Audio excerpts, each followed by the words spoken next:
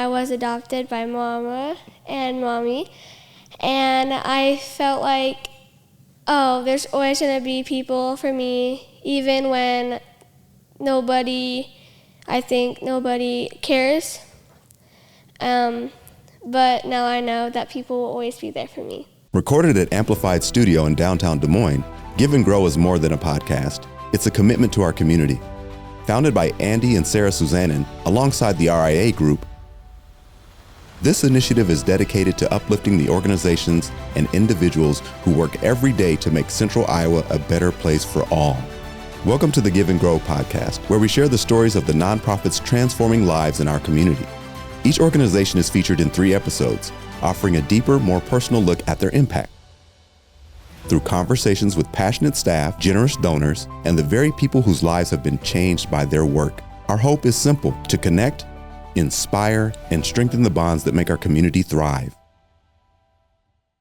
Welcome to the Give and Grow podcast. I'm your host, Siobhan Spain. This is the 3rd of 3 episodes featuring the nonprofit Young Women's Resource Center.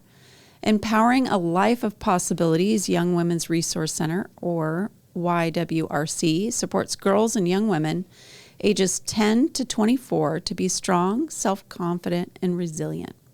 In the previous 2 episodes, I interviewed YWRC Executive Director Rachel Woodhouse and donor Susanna DeBacca. Today, I have the honor of interviewing a beneficiary of Young Women's Resource Center's programming. 11-year-old Journey is here with me, along with her mother, Kimberley Strope-Boggus, who is also the organization's Senior Advancement Director. I want to jump right in to our conversation today because we don't often get a chance to hear from 11-year-old young women, and I think it might do us good to hear from them more often. So thank you both for being here and sharing your time with us. Thank you for having us. Kimberly, I'll ask you to set the stage for us. Could you give us a little background? You are an active civic volunteer in your community, and you and your wife, Becky, were also Journey's foster parents. Is that right? And it was during COVID. Leading up to COVID, we decided we always knew we wanted to have a family, and we thought that our best way to give of our time and talents was to becoming foster parents. So we did those classes, and Journey was our first placement at the very beginning of COVID. So we did kindergarten online for that first 6-8 months. So that was an interesting way to get to know each other, and interesting times. It was very interesting. And then my time with Young Women's Resource Center, our incredibly fabulous marketing director, Erin, actually found a photo of me during COVID.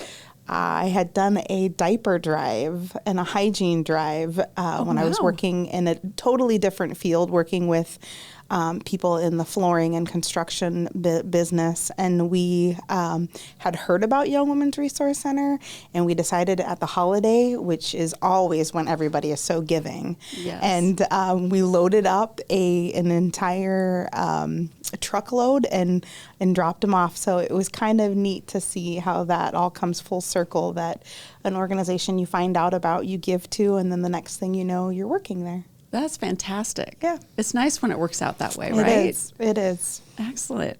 So when did you join as the Senior Advancement Director? 2 years ago in October. Okay. So it's been quite an interesting time, and navigating kind of what's coming our way, what the future is going to be like. And so I'm excited to be able to talk to you about that. Excellent. And we'll revisit that in a little bit. I understand Journey was a frequent visitor at Young Women's Resource Center once COVID passed a bit. And Journey, can you share what you thought of your mom's place of work? I loved it, and I felt like I was meant to be there, so I was very happy when I got the chance to be there. Did you go after school and just kind of pop in when you had time? Yeah. Yeah. That's kind of fun to accompany mom to work once in a while, right? Get to know what she's doing and the people she works with. Yep. All right. So at some point you wanted to be a little more involved. Did you the first program you did was a summer camp? Yeah. Okay. Tell us about that. How was that? It was fun. There was a lot of other girls, but they were all older. So I was the youngest, but they all made me feel like, oh, hey, I'm meant to be here. And was it during the day? And did you sleep over? No, we didn't sleep over. Okay. We just was there for like a couple hours of a day. Mm-hmm. And we watched movies, we listened to music, we did art, and we hung out with each other. Yes. Well, that sounds like a fun time. Mm-hmm. What parts of your life does Young Women's Resource Center help with the most? The future and what your body will soon experience, and how you can be a better person, and how you can learn to help others in situations that they need help in. Yeah, that's fantastic. Sounds like they're doing really good work, right? Mm-hmm. Yeah. So, what was your life like in the foster care system? Do you mind telling us a little bit about that? Yeah, it wasn't very fun. I was really lonely because I didn't have anybody to like support me. I was just there and not having a very good time because no one was really there for me. Mm-hmm. And then I was adopted by Mama and Mommy, and I felt like, oh, there's always going to be people for me, even when I think nobody cares. But now I know that people will always be there for me. That's pretty awesome. So yeah, before you met Kimberly and Becky, you were in, were you in a foster home? No, I was with my aunt. Okay, you were with your aunt. And so you were in the foster care system and were fostered by Kimberly and Becky for a while. You got to know each other. Mm-hmm. And then that was pretty exciting that you were able to get adopted too and really stay in that family. Mm-hmm. Was it scary being young and without parents? Yeah, because I didn't have any people besides my aunt. Mm-hmm. But she was always doing work and stuff, so I was just there by myself, and I was really sad because nobody was there for me. Yeah. Well, I'm sorry you had to go through that, but I'm glad you're on the other side. Mm-hmm. That's really exciting. And you have siblings? Yes. That's great. How many? I have 3. You have 3. That's pretty great. Your life has changed quite a bit, hasn't it? Mm-hmm. So can you tell me what you like most about yourself? That I am supportive of my siblings, and I really like how sometimes I think, oh, my art is going to be really bad, but then it turns out to be awesome. So that's what I kind of like about myself. That's nice. Yeah, it's funny. I know a lot of artists, and they go through that same process. They think their art's really bad, and then they kind of step away, and sometimes it just turns out magical. I'm so glad there's artists in the world. And maybe you'll grow up to be an artist as well. In some regard, there's so many options when you're going to be an artist for a creative career. So heading into teenage years, it can be challenging to manage self-esteem and anxiety and emotions and friend groups. How do you navigate this now? And do you have anything that helps, such as like journaling, sports, or more artwork? I like journaling. I have this journal where I write in it about my day, and every night at dinner, we always talk about our day, and so that kind of helps me like tell people about how my day was and how I can make it better the next day. And also every day is a new start, so that also helps me thinking, oh, tomorrow's a new start, so I can just like restart over. Yeah, that's a great frame of mind. I love that. Good lesson to learn early have these tools that can help you through the day and look at it from a positive standpoint. What do you think would be helpful for adults and especially parents to know about supporting young people right now? Even though sometimes you can go through a hard time, that you can always like flip it around and be like, oh, I can think of the positive things instead of thinking about the negative things. And you can also like talk to people about how you're doing, and also you can like write down and you can draw it in your drawings, and you can like support yourself and others with your words and your drawings and other stuff that you can help with. Yeah, that's really good information to have. What else do you do at Young Women's Resource Center? Are you looking forward to doing more programs in the future? Mm-hmm. Yeah, like what ones are you thinking about? After school programs, because people say it's really fun, so I'm excited to do that. Mm-hmm. You get to connect with other girls, Mm-hmm. talk about things that are happening in your life too. It's really nice to have a different group that you can really trust and confide in. So Kimberly, when we spoke on the phone, you mentioned how fundraising landscape is shifting. You have a lot of insight on this, including what our community can do to help Young Women's Resource Center. Tell us what you are seeing from your fundraising perspective. Yeah, it's getting a lot harder at the national level and at the state level. And so dollars are just getting harder and harder to come by. Mm-hmm. Programs aren't being funded like they used to. And so we're really lucky here in Des Moines, the greater Des Moines area, that we have so many organizations, corporations, individuals that buy in, but our budgets are getting tighter and tighter every year. And so that kind of goes back to setting the stage for when Journey started coming to YWRC. We kind of had to wait until she was, 10. Right. But that doesn't mean that girls don't have issues in third and fourth grade Absolutely. that we're not addressing. And so it's so important to lay the groundwork. Mm-hmm. So we're, I don't want to say that, fifth grade is too late, but a lot of stuff happens leading up to fifth grade that we need to be on top of, building girls' resiliency, giving them the skills to be empowered. And so all of that comes down to funding, and what our impact is. And every day at YWRC, we're trying to have the greatest impact we can to the most people that we can. Yeah, that's so good.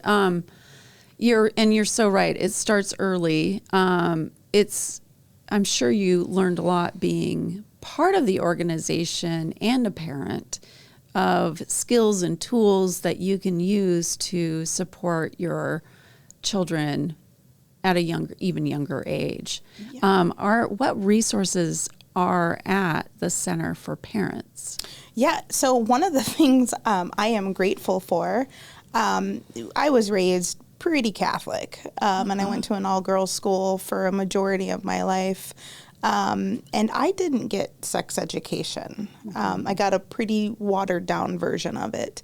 I was grateful that YWRC had the competent staff that teaches girls how their body works. Yeah. And it's not great that we have to cart girls into a side room so that they can learn about their bodies, because boys should know how girls' bodies works as well. That's a good point. But we don't do that. We've got to separate them and, talk about. But it was good because those are topics that I kind of get uncomfortable around, even though, I shouldn't be. But they give me the tools. And a real funny little story is that the Cyan, who's one of our program facilitators, a great young woman, teaches these young girls to be empowered. And I asked Journey, how did her day go? And she goes, what happens in group stays in group. And I loved that because it was like they built a little community in a short period of time. They value each other, they empower each other, and they protect one another. That's really fantastic. It's really good. My daughter had learned that as well. Like, I didn't need to know anything, but I wanted to know, like, she was good and she liked what she was learning, and that was enough. And just to know that you do have power over what you share and what you don't. And that's nice to have those safe places. It is. And I think one of the things is, resiliency is a really big thing that we talk about. Okay. And Journey, being someone who came from the foster care system, we have an entire building full of resilient young girls and women. They just need the tools, and YWRC gives them a tool belt to be able to carry on, the duties that make them thriving young people in our community that we want here. And it's great to have another resource besides, obviously parents and teachers. It does take a lot of community members to make sure that we are addressing the needs of our young people. And, young women have a very specific process, journey that they go through in life. And to have that supported more than it was back in my day, for sure. I was Catholic as well, really did not know anything, and just had to learn on my own. And that can, not go so well sometimes. So you wish you had a little bit more information earlier in life. So I'm glad that Young Women's Resource Center is really building that up for kids and letting them have confidence and knowledge about what's happening with their body, with their minds, with their emotions, all of the above. There's a lot. There's a lot going on in these middle school, and that's why I think one of our great program is it's like the Welcome to Middle School, because we know how rough that can get. And being able to just have a safe space for the young girls is important. And I think we do a great job of our summer programming and then our spring break programming all throughout the year. So we just want more people in the community to know about it, to know that we offer transportation, to know that all of our services are free and of no charge. We want more people in our doors because we want to empower the next generation of women in this community. And I think, you had Rachel on, who is our executive director, and she would say something, and it sticks to me, that women are half the population. There's nothing unique about being a woman, but we are half the population. But our challenges are unique that women face more than our counterparts do. And so it is having these safe spaces and third spaces and growing community. I'm really proud of the work that we do in the doula space for young moms who need that. We have 7 languages that we speak, that we offer. So we are meeting people where they are. We just need more people to know about the work that we do and sharing our collective stories and getting them out to people.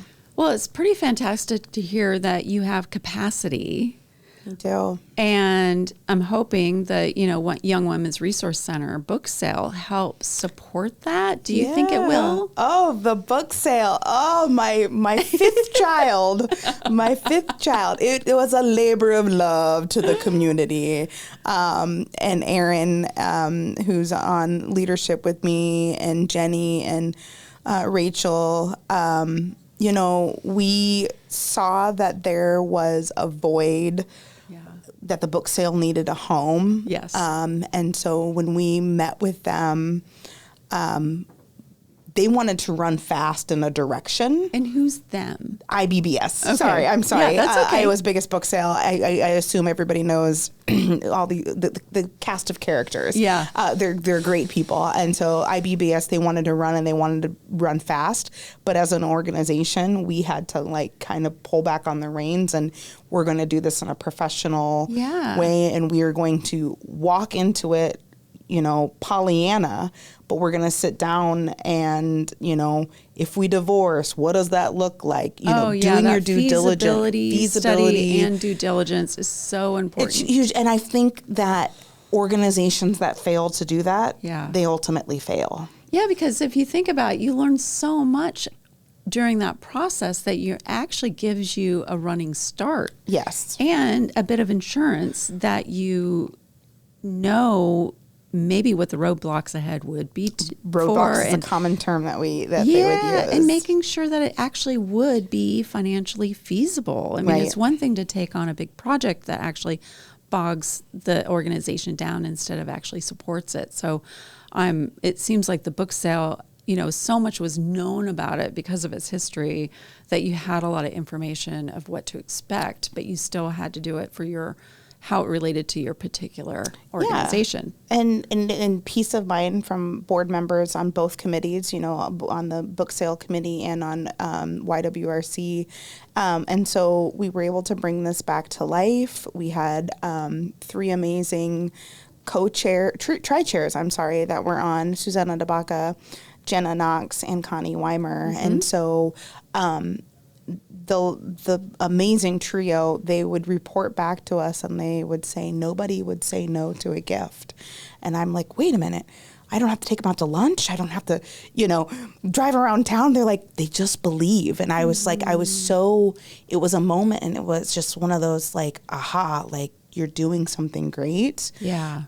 With people who fully believe and just want to do good. And that is one of the best things that you can do in philanthropy, is just when you have generous donors who know the history of it and who know the good work that money raises will put back into the center and will ultimately put back into the community. It must feel so good to be able to experience that as a fundraiser, and at a fundraiser for the Young Women's Resource Center. It's just like a little magical situation there. It is. And I think that, we are really lucky that we have the next 4 book sales plotted out, 2 a year. And so we feel confident that these book sales are really going to be a game changer for the organization and help us with implementation of programs, and so that more girls going into middle school can be set up for a summer of success at camp. We want to take down these barriers that get girls to our facility, and this new relationship will definitely help with that. Yeah. It's nice that the book sale, it's the Iowa biggest book sale. IBBS, Iowa's biggest book sale. It's nice that you have that partner and you don't have to do it all yourself.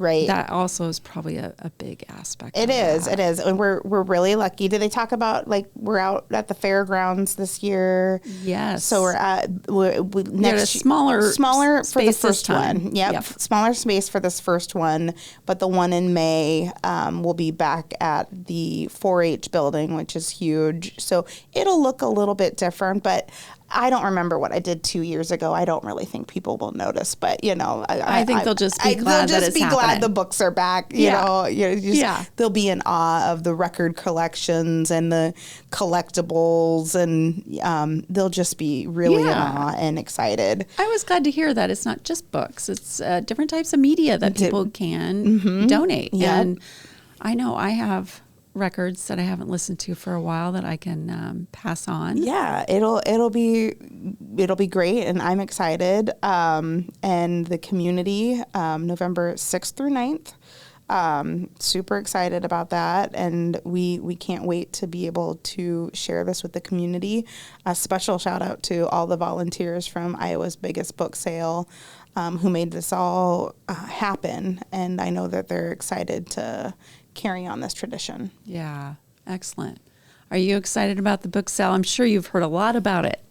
Yeah. What's your favorite book right now, or do you have a few? Ooh. Harry Potter. Okay. I'm on the first book, because I haven't really read the first book and the other books yet, so I'm starting Harry Potter. And I'm into graphic novels right now, so. Which ones? My daughter was all about graphic novels for a long time. It was really funny because some people get worried that you're like, oh, you only like graphic novels. But there was such a great way to read. And I'm like, I don't see anything wrong with reading graphic novels for as long as she wants to. What are your favorite ones? I like Sisters, the book Okay. Sisters. I checked it out at my school library.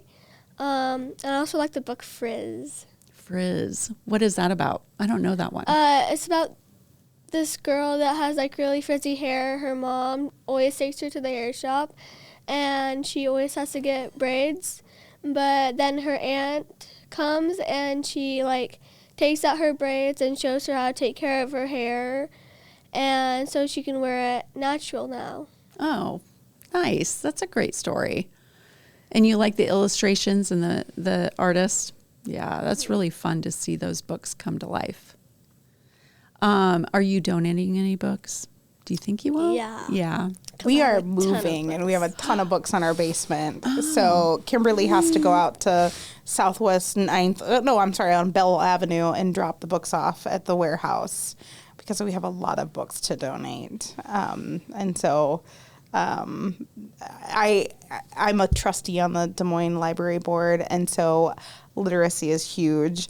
I have a major compulsion to throwing away books. I find it to be sacrilegious to throw away any book. So, so we Absolutely. keep all our books. I think I still have books from my college days that Yeah, I don't think I've ever thrown one. I've given them away or donated them. Yes. But I don't think I've ever, that didn't even cross my mind I that know people do there that. are people that throw books away, and it's like, oh man, that's like a death nail for me. But no, we're super excited about the book sale. We're excited.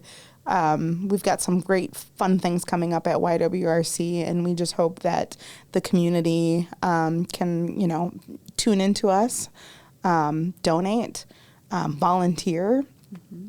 Or get your daughter involved. Or if you know a young mom out there who's experiencing... Yeah, your Young Moms program is really important as well. Young moms experiencing a first-time, second-time pregnancy or whatever it is. I go to church with a woman, and she just had a daughter give birth at a pretty young age. And I said, come see us. Come see us, because we have some services, because...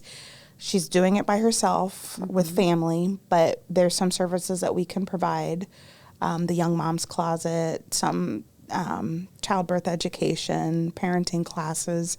They're not in this alone.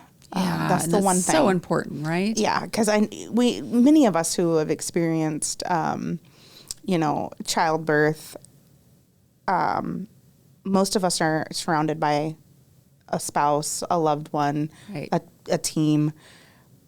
The worst thing to do is to be a young mom going through that by yourself. Yeah. No one should ever be. Yeah. And so I'm so proud, agree. the doula work that we do, that helps them not be alone, because that can be a very emotional time. Mm-hmm. And having good support is what we really need in this community, and YWRC is doing that. Yeah. I mean, it was nice to hear Journey talk about that too, how you didn't feel alone. You have a community that cares and understands what you're going through and welcomes what you're going through, and probably listens pretty well too. Do you think you'll stick around Young Women's Resource Center? Yeah. Yeah. I heard maybe you also are thinking about being in leadership. Is that right? Mm-hmm. Yeah. That doesn't surprise me. I hope you're able to do that easily and have a lot of support around you, because I do see a lot of young people your age, and I'm just so impressed with how knowledgeable they are. I feel like evolution is real. It's like if I was self-aware at that age, it would be amazing. So I'm so glad you're here. What was the conversation like about coming on today? I'm glad you said yes. What were you thinking about when you were asked? When I was asked, it was in the morning this morning. Yeah. And I said yes because it sounded really fun. Mm-hmm. And I had to talk about my mom's work, and I'm pretty much half always there. Mm-hmm. And it's fun. Good. Well, thank you both for coming on today. Thank you. Such a pleasure. I think the book sale and, a lot of other things that Young Women's Resource Center is going through right now, like a rebranding and updating a lot of your organizational strategies is pretty great for the community. And again, I'm really glad that you have capacity to care for the people in our community starting at such a young age. Yeah, that's what we're here for. And we'll continue to do good work. Excellent. So your website is YWRC.org, and you can find out how to donate, how to volunteer, what programs the kids can get involved with, and then also the book sale information will be on there, and events. And events. We have sex trivia coming up, and then we have celebrity servers. Oh, right. Yep. And then that gets us into our book sale, and then some. Then we'll be getting right into gala season, which our gala will be March 28th. So 2026. So, and what is the name of your gala? It's just the YWRC gala. Okay. Excellent. Well, I went this year and it was so much fun. Good. Thank you. Yeah. Thank you for coming. A lot of people show up. Yeah. And it's really inspiring. I was told that we put on a good gala. And so absolutely. In the event world, that's a ringing endorsement. Yeah. It takes a lot to get to the point that Young Women's Resource Center got to with galas, and that persistence and perseverance. And then you see the community show up. It's and great. Then you're also able to learn so much about the organization in such a short time. Yep. That it's a great time to invite others. Yep. So our last year's theme was our next chapter. So just be in store for YWRC's next chapter. Excellent. Well, thanks, Journey. Thank you, Kimberly, for being here. And to our listeners, thanks so much for being here as well. You can always listen to this episode and the previous 2 episodes about the Young Women's Resource Center on Give and Grow DSM.com.